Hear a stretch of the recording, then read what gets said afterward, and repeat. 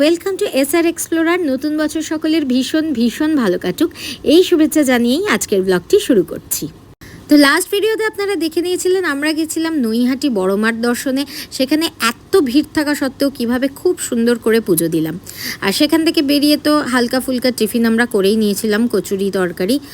আর সেই দিনেই লাঞ্চের জন্য আমরা চলে গেছিলাম বাটি চোখা রেস্টুরেন্টে।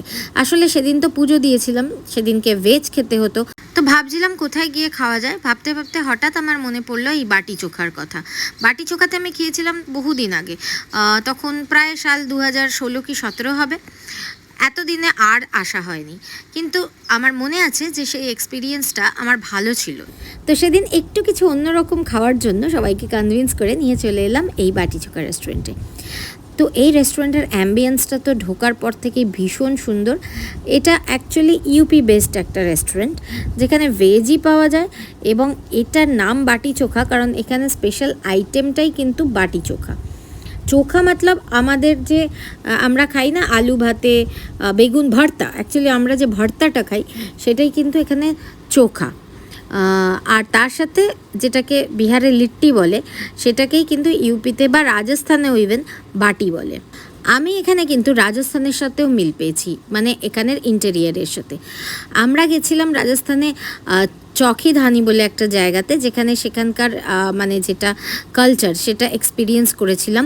তো সেখানেও এরকম নিচে বসে খাওয়ার একটা ব্যবস্থা আছে, যেটা এখানেও আছে। দেখুন, আপনারা যদি চান তাহলে কিন্তু এখানেও বসে আপনারা খেতে পারেন। ঠিক এই সেটআপেই রাজস্থানেও আমরা খেয়েছিলাম ওই চকি ধানিতে। তো যাই হোক, আমরা বাইরে বেরিয়ে এখানে যে টেবিল চেয়ার আছে, কারণ বয়স্ক মানুষ আছে তারা নিচে বসতে পারবে না, পায়ে ব্যথা আছে, তো আমরা সেখানেই বসলাম।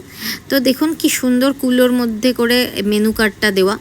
এদিকে আমাদের খাবারও অর্ডার দেওয়া হচ্ছিল, আর আমি খাইয়ে দিচ্ছিলাম গুনুকে, কারণ সে অনেকক্ষণ ধরেই কিছু খায়নি, শুধু দুধ খেয়েছিল বেচারা, একটুও আমাকে পরেশান করেনি। তো সে তো খুব এনজয় করে পাপার কোলে বসে বসে খাচ্ছিল, চারদিক খুব অবজার্ভ করছিল ভালো করে। চারদিকে লাইট ফাইট জ্বলছিল, মানে হারিকেন ফারিকেন, সেগুলো ওকে খুব টেনেছে। তো খাওয়া হয়ে গেল, তারপর আমি পাশে শুইয়ে দিলাম। আমি সবসময় ক্যারি করি ওর একটা রাবার ক্লথ, কাঁথা, এগুলো থাকে আমার কাছে। ও মোটামুটি আমরা কোথাও খেতে গেলে পাশে শোয়ানোর জায়গা থাকলে শুইয়ে দিই। তো বাবার কাছে খেলা করতে করতে ঘুমিয়ে গেছিলো। তারপর আমি চারদিকটা একটু আর একটু ভালো করে ডিটেলসে ভিডিও করলাম আপনাদের সাথে শেয়ার করে নেওয়ার জন্য।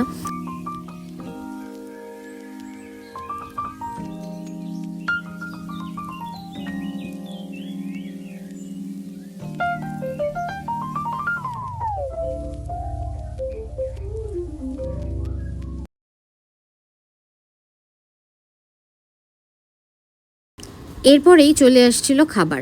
তো খাবার দেওয়ার আগে ওরা প্রিপারেশন নিচ্ছিল। এখানে কাঠের প্লেট পাতা থাকে, আর যখন খাবার দেওয়া হয় তার ওপর এরকম শাল পাতার থালা দিয়ে দেওয়া হয়। প্রথমেই চলে এসেছিল 1 কাটোরি ঘি। রাজস্থানেও সেম দেখেছিলাম যে বাটিটার ওপরে বা ওদের যে কোনো খাবারের ওপরেই প্রচুর ঘি ওরা দিয়ে খায়। তো এখানেও তাই বাটি দিয়ে গেছিলো, সঙ্গে চোখা, আর সঙ্গে চাটনি দিয়েছিল, টমেটোর ঝাল ঝাল চাটনি, বেশ ভালো খেতে ছিল। তো এটা ছিল বাটি, এটা পনির বাটি। আমরা 2 রকমের বাটি নিয়েছিলাম, একটা পনির বাটি, একটা ছাতুর বাটি। তো ছাতুর বাটিটা কিন্তু কম্পারেটিভলি আমাদের বেশি ভালো লেগেছে। পনির বাটিটা ভালো ছিল, বাট ছাতুর বাটিটা বেশি ভালো ছিল। তো আমরা পনির বাটিটাই ভিডিও করতে পেরেছি। এত খিদে পেয়েছিল না যে ভিডিও করব কি, তার আগেই মানে টপ খেয়ে নিয়েছিলাম। তো এটা ছিল যে টমেটোর চাটনিটা, এটা কিন্তু বেশ ইউনিক ছিল, বেশ টেস্টি ছিল। এছাড়া আমরা নিয়েছিলাম নান আর বেনারসি দম আলু, যেটা ডেফিনেটলি টেস্টিই ছিল। আচ্ছা, এরা কিন্তু জলও এরকম মাটির ভাঁড়ে দেয়, যেটা বেশ ভালো লেগেছিলো। তো আমরা আবার নেক্সট খাওয়ার জন্য আমরা অপেক্ষা করছিলাম।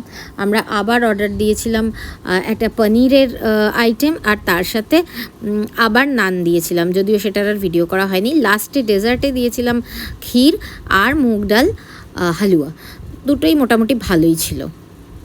এই ছিল আমাদের সেদিন বাটি চোখা রেস্টুরেন্টে লাঞ্চের এক্সপিরিয়েন্স, যেটা ওভারঅল ভালোই ছিল। এর আগেও আমি বলেছিলাম খেয়েছি, সেই এক্সপিরিয়েন্সও ভালো ছিল।